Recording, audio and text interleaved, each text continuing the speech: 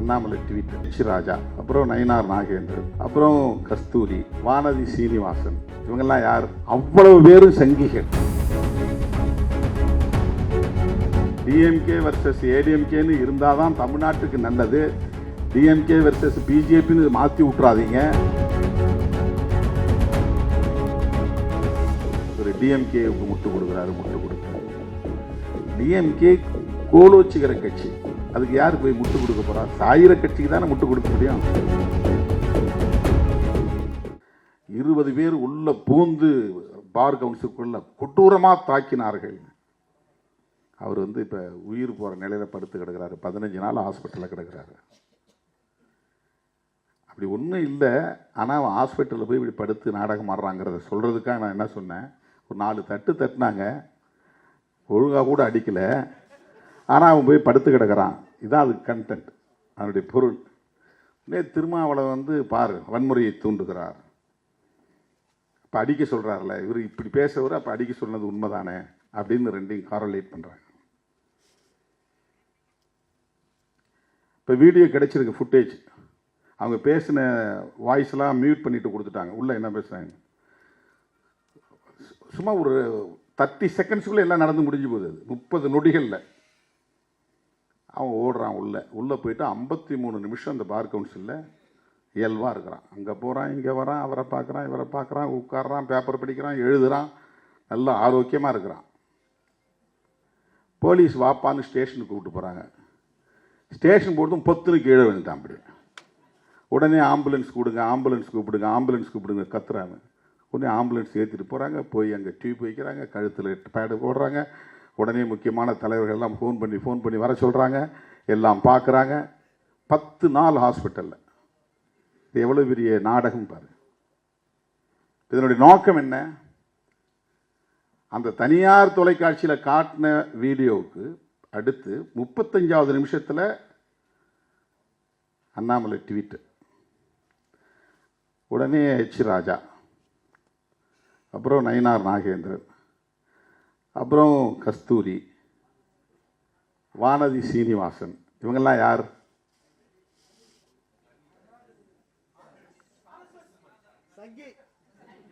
அவ்வளவு பேரும் சங்கிகள். அப்ப திருமாவளவனை எதிர்க்கக்கூடிய அத்தனை பேரும் ஒரே கான்செப்ட்ல இருக்கிறவங்க. அதான் நம்முடைய நீதிபதி சொன்னார், நீ மனுஸ்மிருதிக்கு என்னைக்கு எதிராக பேச துணியோ அன்னைக்கே நீ இதெல்லாம் எதிர்பார்த்துக்கிட்டு தானே இருக்கணும். இந்த தாக்குதல் நடக்க தானே செய்யும். நாம் இதை எதிர்பார்க்கிறோம், அதுல பிரச்சனை இல்லை. ஐடியாலஜிக்கல் வார், அதுல எங்களுக்கு எந்த பிரச்சனையும் கிடையாது. நான் முதல்ல சொல்லிட்டேன், எலக்டோரலாக உங்களுக்கு திமுக எதிரியாக இருக்கலாம், அல்லது அண்ணா திமுக எதிரியாக இருக்கலாம், அல்லது வேறு யாராவது எதிரியாக இருக்கலாம். ஐடியாலஜிக்கலாக நாங்கள் தான் உங்களுக்கு எதிரி. தமிழ்நாட்டை பொறுத்தவரை விசிகே வர்சஸ் பிஜேபி, நாங்கள் எலக்டோரலாக உங்களை காம்பீட் பண்ணலை. உங்களுக்கு தமிழ்நாட்டில் 2வது இடத்துக்கு வரணுங்கிறது தான் இந்த தேர்தலில் உங்களுடைய போட்டி. அப்போது ஏடிஎம்கேவை நீங்கள் காலி பண்ணுறது தான் உங்கள் நோக்கம். இதுதான் உங்கள் ஹிடன் அஜெண்டா, அவங்கள தூக்கி போடணும்னு. அந்த விவரம் தெரியாமல் அதிமுக அவங்களோட உறவாடிக்கிட்டு இருக்காங்கிறது தான் நம்ம கவலை.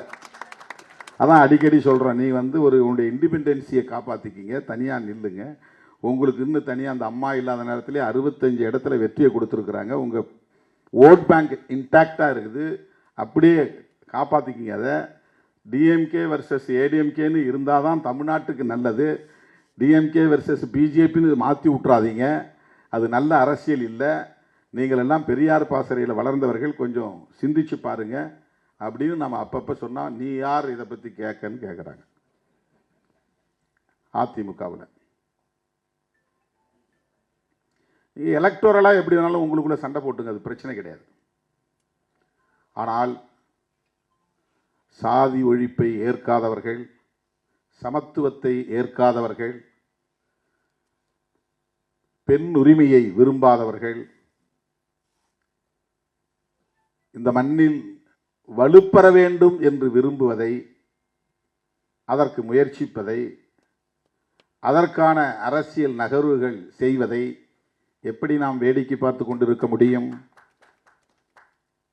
அதுதான் பிரச்சனை. இதனால் நாம் தலையிட்டு பேசினால் ஏதோ நாம் திமுகவுக்காக தான் பேசுகிறோம் அப்படின்னு சில அற்பர்கள் வதந்திகளை பரப்புகிறார்கள்.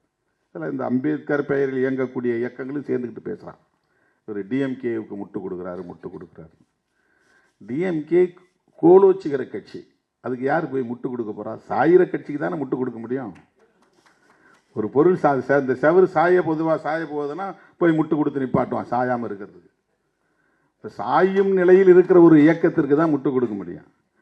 அது ஒரு அசுர பலத்தோடு ஆட்சியில் உட்கார்ந்துருக்கிற கட்சி, 6வது முறையாக ஆட்சியில் உட்கார்ந்துருக்கிற கட்சி. அந்த கட்சியை எவனோ எதிர்த்து பார்த்து அவன்லாம் போய் சேர்ந்துட்டான், காணாமல் போயிட்டான், கரைஞ்சி போயிட்டான். அந்த கட்சி அவங்களை எதிர்கொள்கிறதுக்கு வலிமை உள்ள கட்சி. அதுக்கு போய் நாம ஏன் முட்டு கொடுக்குறோம்? நாங்கள் ஏன் தலையிடுறோம்னா, நாங்கள் பேசுகிற அரசியலுக்கு நீங்கள் வேட்டு வைக்கிறீர்கள். அது திமுக பேசலாம், திமுக பேசுங்கிறதுக்காக நாங்கள் அந்த அரசியலை பேசாமல் இருக்க முடியாது. நாங்களும் பேசுகிறோம். நாங்கள் பேசுகிறது சமூக நீதி அரசியல். நாங்கள் பேசுகிற அரசியல் பெரியாரிய அரசியல். நாங்கள் பேசுகிற அரசியல் அம்பேத்கரிய அரசியல்.